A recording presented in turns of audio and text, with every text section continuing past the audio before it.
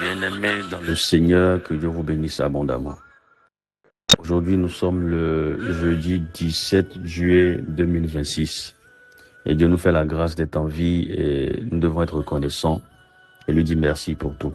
Parce que beaucoup ont voulu être en vie en ce jour, mais ils n'ont pas eu cette grâce. Et nous devons vraiment être reconnaissants et estimer combien fort le Seigneur nous aime. Alors, aujourd'hui, nous serons enseignés sur le thème « Soyez mes témoins ». Je suis le serviteur Adonis Aedomeu Jonas pour vous parler de la part du Seigneur. Et le thème du mois, c'est annoncer la grâce. Et le thème de la semaine, c'est accepter l'ordre de mission. Que le Seigneur nous parle par son esprit.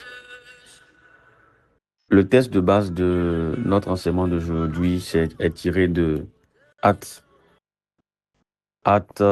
1, 8. Je lis la parole au nom de Jésus. Mais vous recevrez une puissance, celle du Saint-Esprit survenant sur vous, et vous serez mes témoins à Jérusalem, dans toute la Judée, dans la Samarie et jusqu'aux extrémités de la terre. Pour mieux comprendre aussi le passage, nous devons aller à partir du verset 6. Là, la Bible dit, « Alors les apôtres réunis lui demandaient, « Seigneur, est-ce en ce temps que tu rétabliras le royaume d'Israël ?» Il leur répondit, « Ce n'est pas à vous de connaître les temps ou les moments que le Père a fixés de sa propre autorité.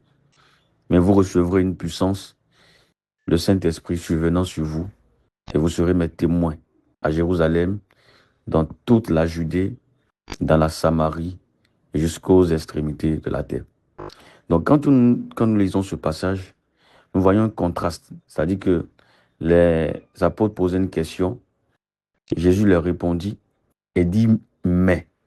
C'est pour dire en quelque sorte que le plus important ici, c'est la mission. Le plus important, c'est la mission. Et qu'est-ce qu'est la mission? La mission que Dieu nous a confiée de manière ultime, c'est d'annoncer sa parole, d'être ses témoins, de parler de sa part. C'est ce que Dieu nous a laissé. Quand il partait, il ne nous a pas forcément dit d'être des religieux ou soit de bâtir des communautés, de fêtes. Non, non. Mais ce qu'il a demandé d'abord, avant toutes les choses que j'ai, avant ce que je cite comme être en communauté, c'est d'abord annoncer la parole de Dieu, parler de sa part, recevoir une puissance. Mais avant de parler de sa part, il est important de recevoir une puissance. Jésus ne nous demande pas, il ne demande pas à ses disciples de créer une religion. Il leur confie une mission. Être ses témoins. Et nous, à notre époque, nous qui nous identifions comme également les disciples de Jésus, parce que nous sommes des gens qui cherchons à marcher dans les pas de Jésus, à poser les pas dans les pas de Jésus. Et notre maître, qu'est-ce qu'il nous recommande? Il nous demande de pouvoir être ses témoins, de pouvoir parler de sa part, de pouvoir répandre sa parole partout. Mais il dit d'abord, avant toutes ces choses, nous devons pouvoir être remplis de la puissance du Saint-Esprit. Parce qu'il sait que sans ce carburant, sans cela, nous ne pouvons pas tenir la mission. Un témoin reçoit d'abord la puissance. Quelqu'un qui veut véritablement témoigner de la part du Saint-Esprit, de la part de Jésus, doit forcément être rempli du Saint-Esprit. Nous ne témoignons pas par notre intelligence ou notre manière de parler, notre éloquence, parce que nous savons parler. Non, c'est deux choses différentes. Nous devons être conduits par l'Esprit. Et donc, avant d'aller annoncer, avant de parler de la part du Seigneur, nous devons nous laisser, nous devons chercher sa face, nous laisser guider par son Esprit avant d'aller. Le Saint-Esprit donne le courage, donne la sagesse et permet aussi d'être efficace dans la manière d'annoncer la parole de Dieu. Parce que Si nous réfléchissons, il y a plusieurs manières. On peut établir des manières humaines de pouvoir parler, cherchant à convaincre l'auditoire et tout et tout. Mais ce que nous devons savoir, c'est que quelle que soit la manière dont tu annonces la parole de Dieu, si le Saint-Esprit ne convainc pas, tu auras beau parler, mais la personne ne va pas accepter. Nous, notre travail, c'est d'annoncer, accompagné par le feu, l'Esprit de Dieu. Et celui qui convainc, celui qui arrose, c'est le Saint-Esprit. Lui, il viendra convaincre les cœurs. Donc, si on n'a pas le Saint-Esprit, comment allons-nous pouvoir parler par son autorité, par sa puissance? Donc, la première condition, sinon la condition sine qua non, c'est véritablement d'être rempli du Saint-Esprit avant de chercher à parler de la part du Seigneur.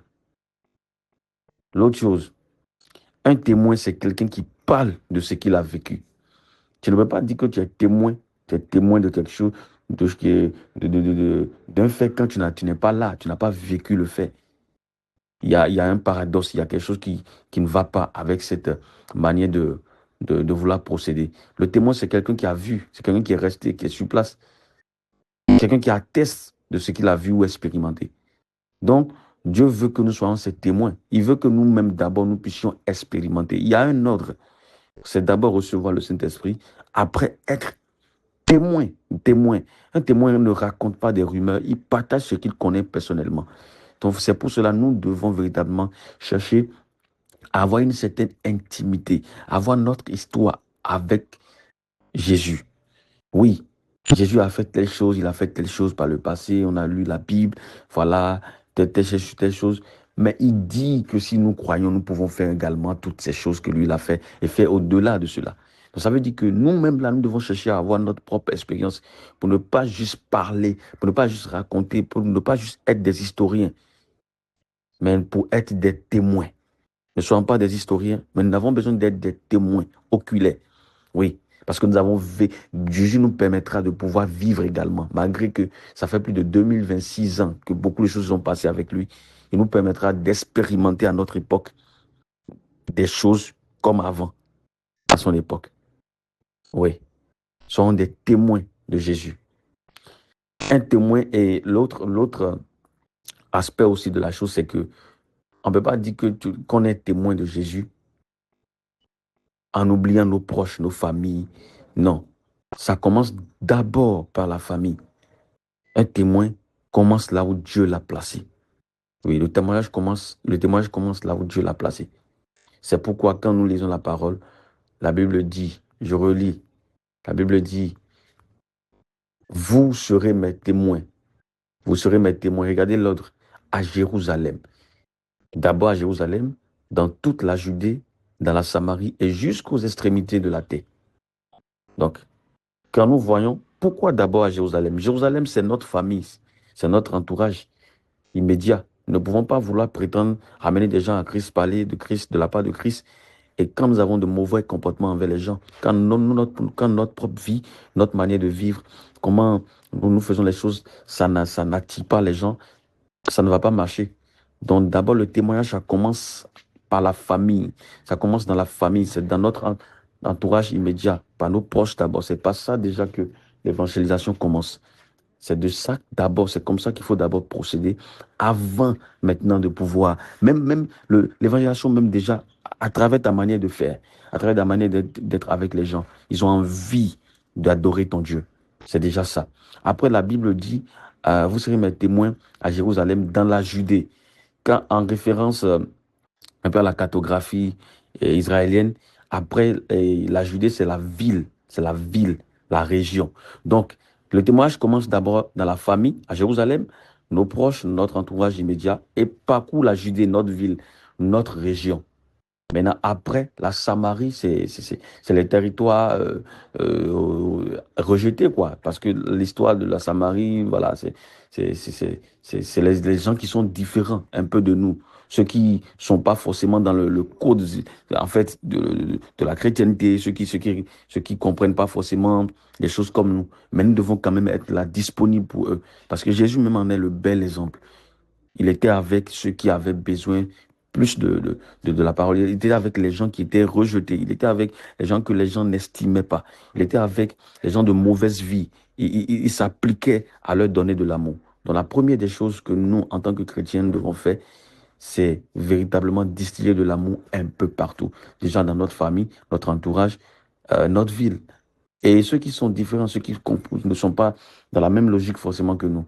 Et enfin, la Bible dit les extrémités de la terre. Donc, on doit parcourir toutes les nations pour annoncer la parole. Parler de la part du Seigneur. Le témoignage commence près de nous avant de s'étendre plus loin. Un témoin annonce Christ avec sa vie et avec ses paroles. Le témoignage, il est double. Par notre manière de vivre, par notre bouche. Vous voyez? Donc, il est à la fois, doit avoir le témoignage de Jésus sur nos lèvres et en même temps avoir le témoignage de Jésus à travers notre manière de vivre. Quand on nous voit, on doit pouvoir quand même dire, même si la personne a peut-être une mauvaise, a peut-être un préjugé, mais finalement, quand il nous voit faire, il doit pouvoir dire non, lui, c'est un vrai chrétien. Et à un moment donné, il doit vouloir avoir envie de te suivre dans ce que tu fais. Tu ne peux pas prétendre être témoin de Dieu quand tu méprises ton prochain. Tu ne peux pas prétendre être témoin de Christ quand les gens sont en difficulté, tu les négliges, tu les regardes, puis tu ne manifestes pas l'amour. Tu ne peux pas prétendre être témoin de Christ quand pour toi, tu regardes les autres comme perdus. Et puis c'est fini, quoi. C'est toi seul qui es sauvé, tu ne penses qu'à toi. Mais tu dois, le vrai témoignage, c'est ce qu'on appelle le vrai amour, regarde les autres avec beaucoup de compassion et cherche à ce qu'ils puissent véritablement rentrer dans le cercle des sauvés. Mais il ne les juge pas, il ne les classe pas. Voilà. Un véritable témoin reste fidèle malgré les difficultés.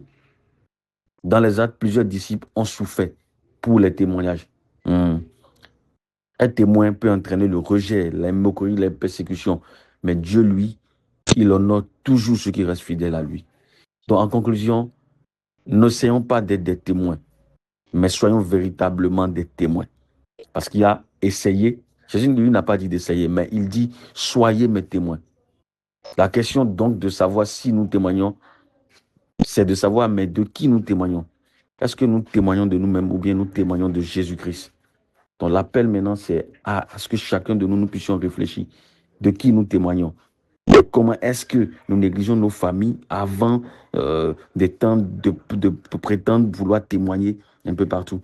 Il y a bel et bien l'ordre établi, c'est déjà la famille, Jérusalem. La famille Jérusalem. Après, il y a la ville de la Judée. Et puis Samarie, les extrémités maintenant de la terre. Donc, véritablement, soyons des gens qui apportent le témoignage, une intimité avec Christ afin d'être le témoignage et non de témoigner.